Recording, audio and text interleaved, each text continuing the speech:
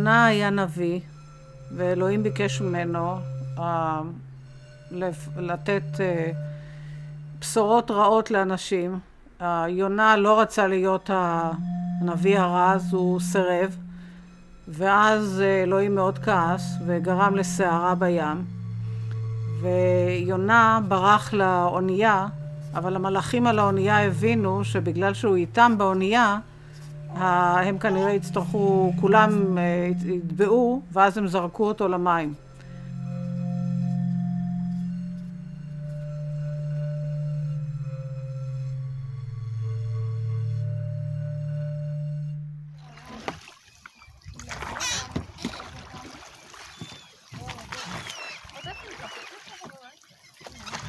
It's funny how, if you spend a lot of time in a tight space with a few other people, the space seems to grow.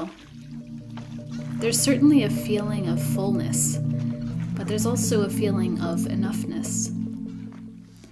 This summer I traveled down the coast of Norway in a traditional 42-foot Åfjordsbåt, which is a 19th century style open sailboat made of wood. It has a main sail and a small top sail for if the wind is just right. And it has slots for 8 oars, 4 on each side of the boat, 6 in the front, 2 in the back. No motor. We were 7 people on the boat at all times, 24/7. We slept, ate, traveled, and lived on this boat. When we were on land, we always felt like someone was missing. Too much space, not being filled up properly. We learned 4 knots on the boat. First, båtmannsknop, or square knot, used to reef the sail or make the sail smaller, usually because it was too windy and it felt like the boat might tip over after a big gust.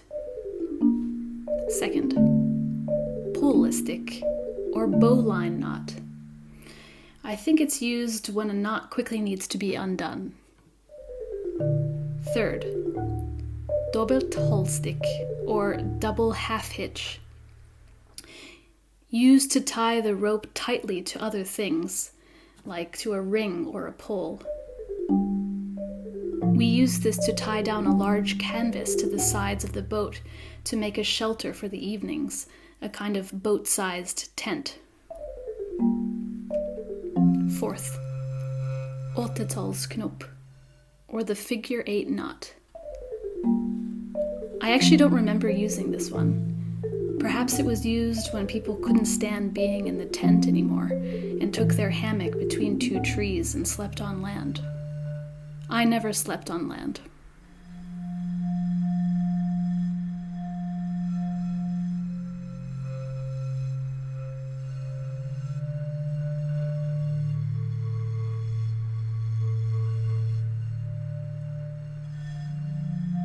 וכשהוא נפל לים, עבר שם לוויתן, פתח את הפה ובלע את יונה.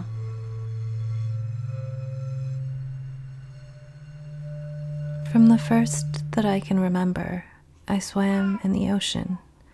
I swam and I swallowed it, and the ocean passed through me. The water outside came in and became me. I'm vast compared to my neighbors, but not as vast as the ocean. It'll always swallow me more. Now that you're here inside me, I've been swallowing more and more of the ocean stays in me. I'm vaster than I used to be, growing to make a smaller ocean within myself for you to swallow and swim in. Your own private ocean inside me. You and your private ocean have changed how I move through the water and how water moves around me. I have more mass and less speed. I'm slower to turn, harder to breathe. I'm a different kind of creature with you here inside me. What are you?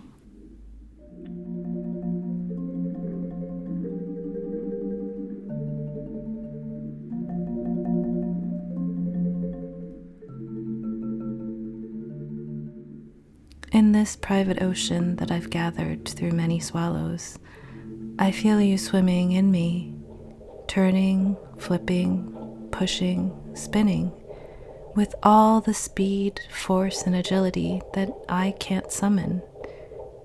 Am I a little envious? Maybe. I wonder what kind of creature I'm becoming.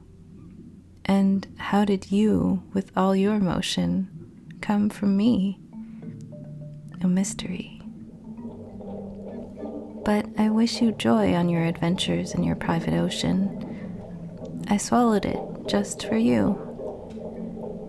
And it'll merge with the bigger one soon enough.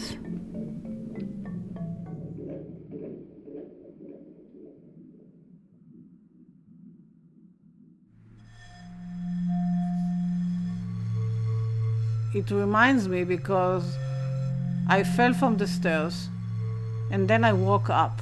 In the time in between, it's like being in a whale inside something black, because I don't have any concept of time or place.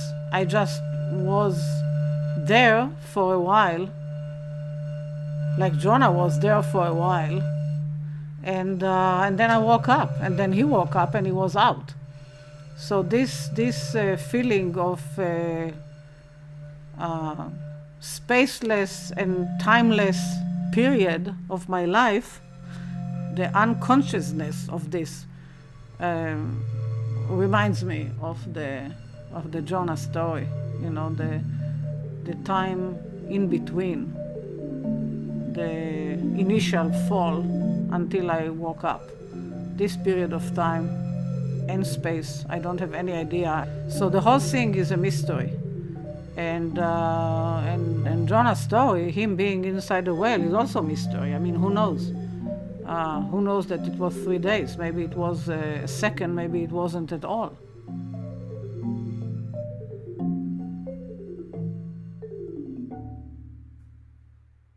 ויונה שהה שם 3 ימים.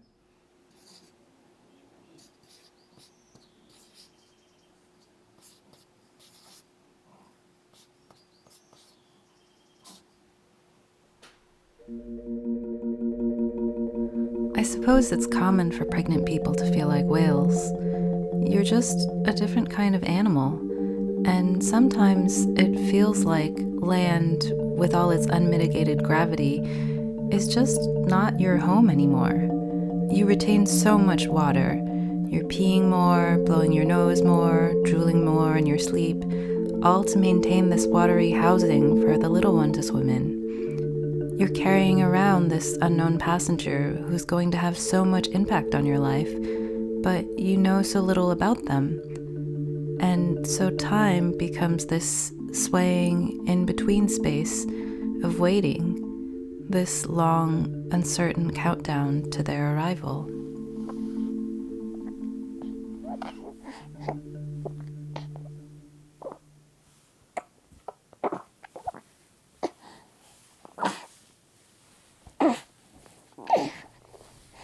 Now that the little one's here, we're all inside the whale. Even without quarantine, we'd be isolated anyway. Maybe that's why they called birth confinement. Babies don't care about night and day, so we got blackout curtains and this white noise app that's constantly playing ocean sounds to lull her to sleep, since it's apparently very loud and dark where she used to live. Our days are broken into these 2 to 3 hour pockets of feeding and sleeping. Even if the sun moves, it feels like one long, unblinking night. It's like Proust sitting in bed with the curtains drawn to feel closer to nighttime and dreaming and forgetting. I'm unraveling what I remember of what life used to be like. There's an outside clock counting off weeks since her arrival. But right now, inside, with the curtains closed, it feels like one long night, flickering in these small pockets of feeding and putting to sleep. Feeding, sleeping, feeding, sleeping. These small pulses in one vast ocean of nighttime, dreaming about who we'll all be when time starts again.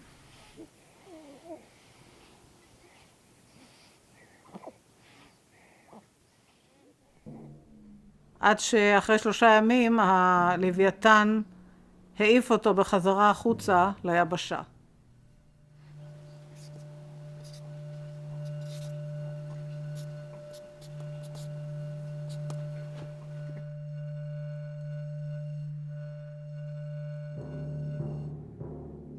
Jonah and the Whale by Peter Lastman from 1621 is almost totally filled by a very large greenish fish that seems to be hovering over the sea, or perhaps is flying over the surface of the sea. The fish doesn't have fins. It seems to be something like an eel. The fish's mouth is wide open. It's spitting out a man who is nearly nude, with just a pinkish cloth covering his private areas. You can see what looks like spit or wind coming out of the mouth of the fish and tailing the man, showing movement, as if the fish is vomiting up this man. The man has both arms and one leg reaching out in full stretch, trying to grab nearby rocks, and he's looking up at a small twig with almost an expression of surprise. He doesn't seem worried, just wondering if he can grab onto that twig and then after that, maybe figure out where he is and where he came from. Before the boat had hit the water, the whale's tail came up and caught her. Hands to the side, harpooned and fought her when she dived down below. Soon may the wellerman come to bring us sugar and tea and rum. One day when the tonguing is done, we'll take our leave and go. Soon may the wellerman come to bring us sugar and tea and rum. One day when the tonguing is done, we'll take our leave and go.